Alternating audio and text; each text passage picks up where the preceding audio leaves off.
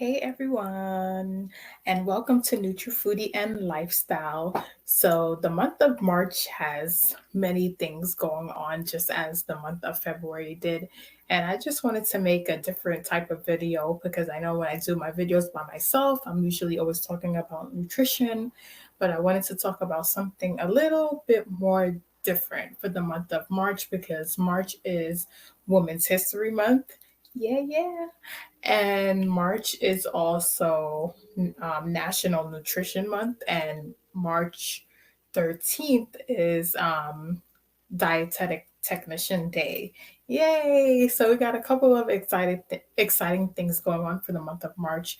But for this video is probably a little bit personal for me, but I wanted to make a video because since it's Women's History Month, I want to talk about what women go through women go through in particular. And for me, this story is more so about what I experienced as an African American woman, being pregnant and getting through my pregnancy and before I gave birth. And the reason why I wanted to talk about this as part of Women's History Month is because, first of all, Women's History Month in general, we should be celebrating women. We should be celebrating ourselves, and we should be celebrating women supporting women. And one thing I feel like is that, like, I don't know, maybe other women feel different, but for me, I feel like when I go on social media or I go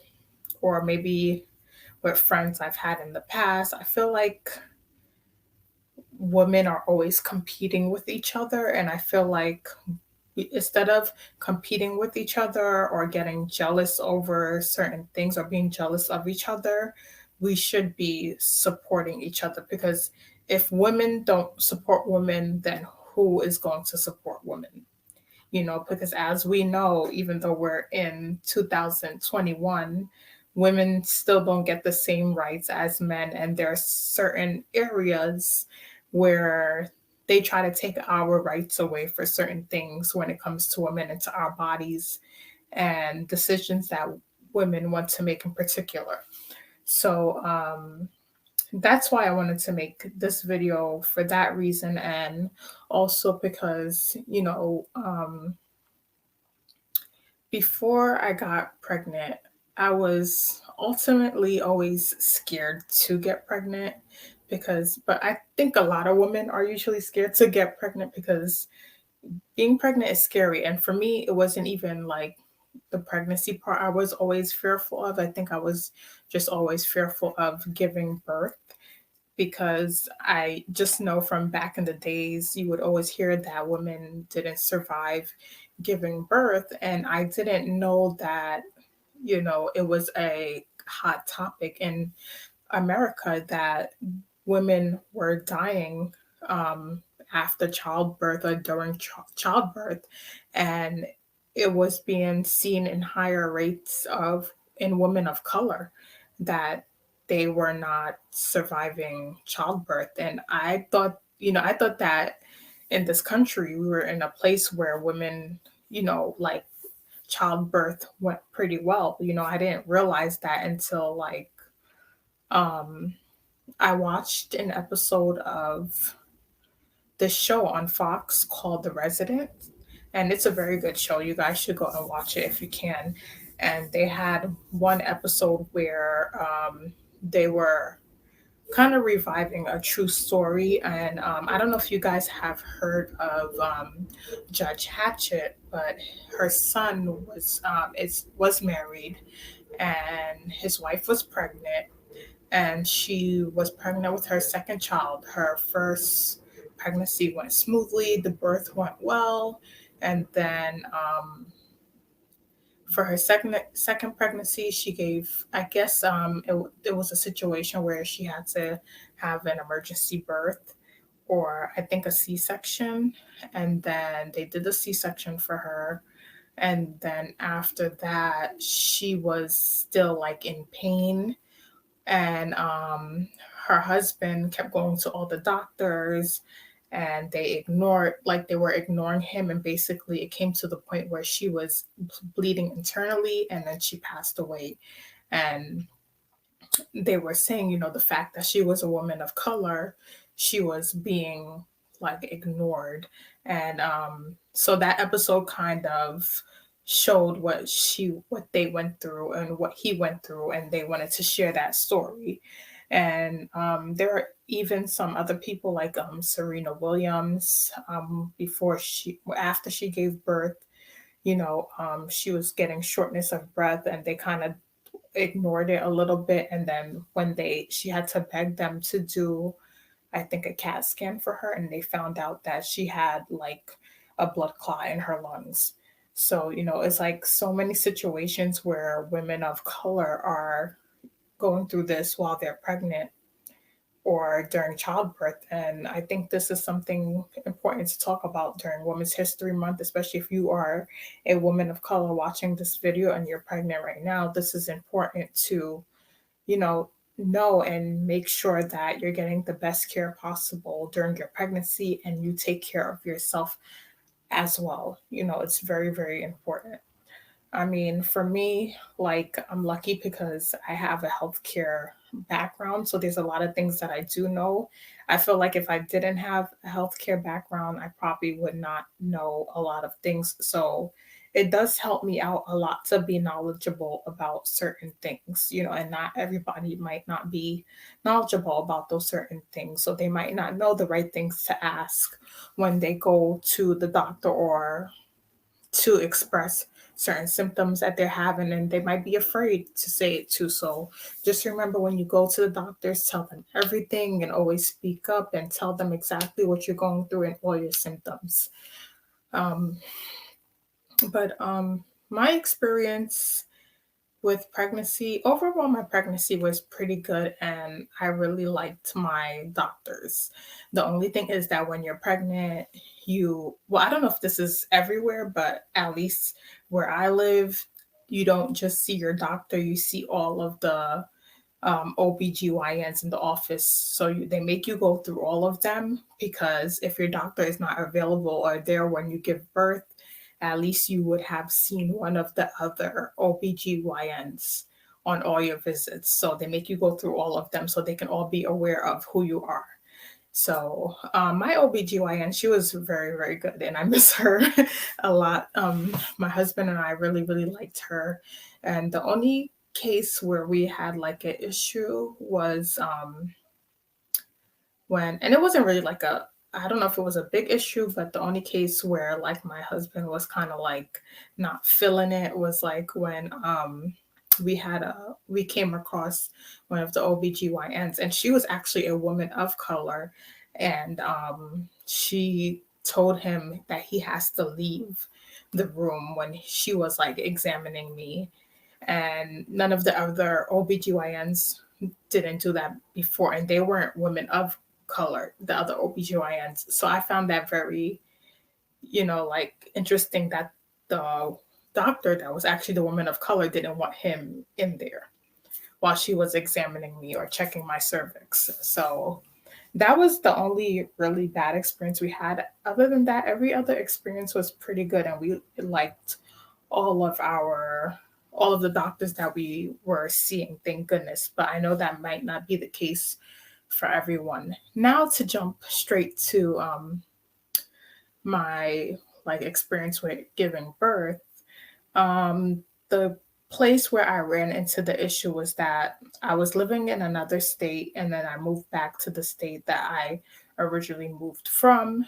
And the hospital that I was going to give birth had another location that was still affiliated with the same name someplace else. So my godmother recommended that I go to that hospital as a backup hospital just in case I give birth. I mean, just in case I go into labor and I can't make it to the hospital that I was originally supposed to give birth at, but it was a little bit further out. So I'm like, okay, that's a good idea, because I never thought about thinking. Well, I did think about a backup hospital, but I didn't think about the one that she told me about, because I didn't know that they had another location So I was like, okay, that's good to know. So they should be able to find my information. I should be in their system. So fast forward to when I finally started going into labor, and got for some of you who don't know, labor is just not pushing out the baby. Labor is a whole process where you have to go through 3 stages of labor before the baby comes out, and the baby comes out in the third stage of labor. So I was for a while I wasn't showing any signs of labor. Sorry, I'm just gonna get some water.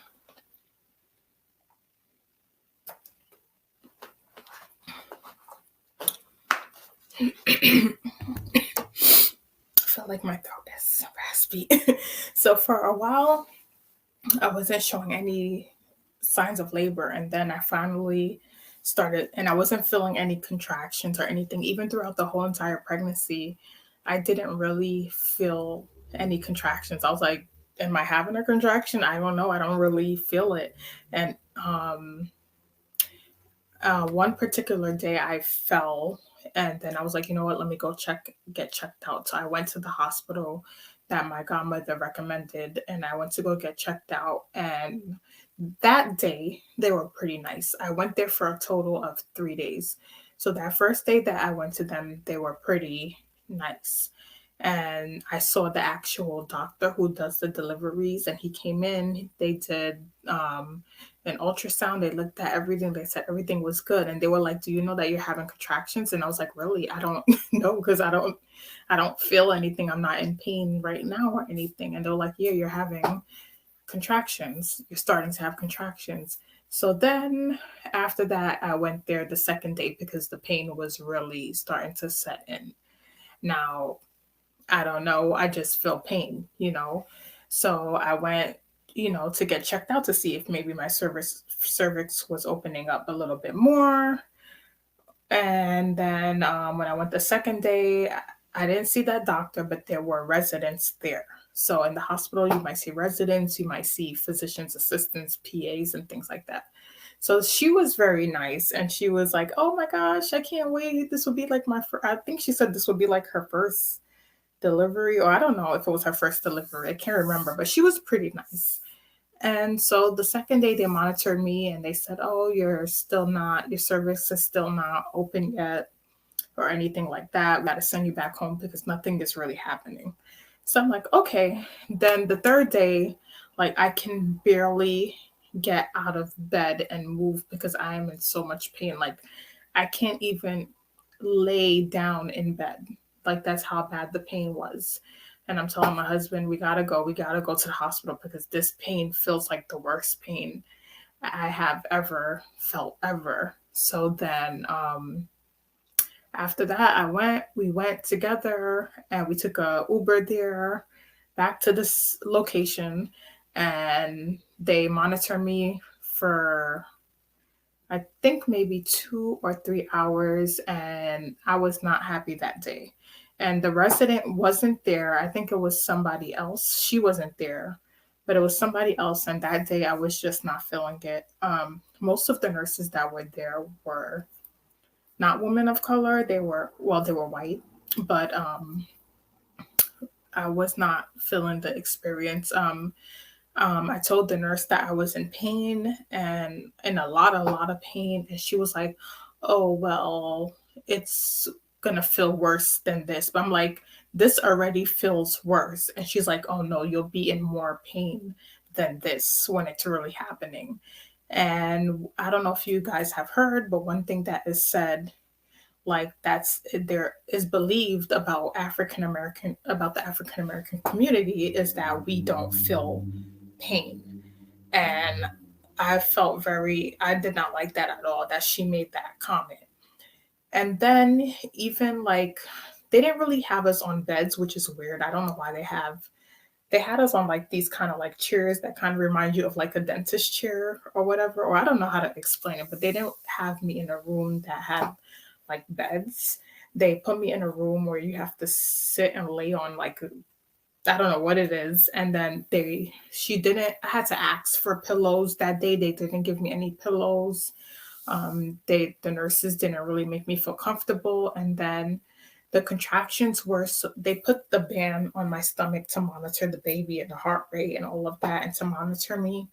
And I kept moving because I was in so much pain. And the nurse came in and she was like, "Oh, we can't get a read on you or whatever." And she was like, "Oh, can you stay still? You're moving, you're moving." And I'm like, "I'm moving because I'm in pain. Do you not want me to move and just to stay still? I have to adjust my body to the contractions." So at one point she got mad and she tightened the band so tight on my belly. And at that point I was like, "No, no, no, I'm not staying here because I'm not going to be treated like this." And after a while, they came and they were like, "Okay, everything looks good. You can go home." They said that I was only 2 centimeters dilated. And I was like, I called my sister. I was like, "Let's get out of here because I'm not staying here and I'm not coming back." And I told my husband, the next time I go to the hospital, we are going back to the hospital that we were originally supposed to give birth at. And that's exactly what I did. And lo and behold, that night I went home and I was just rolling I couldn't even lay down. My husband slept, but I didn't even sleep because I couldn't even stay on the bed. I felt like I had to walk around and I felt like I was just having like double contractions coming on. And so after that, I started to feel like liquid trickling down my knee. And I didn't realize, okay, I'm not even thinking straight because I'm in so much pain. I didn't realize that my water broke. And this is only like maybe 2 or 3 hours after I left the hospital. And they didn't even, well, I guess they're not supposed to admit you until they say you're 3 centimeters dilated. But,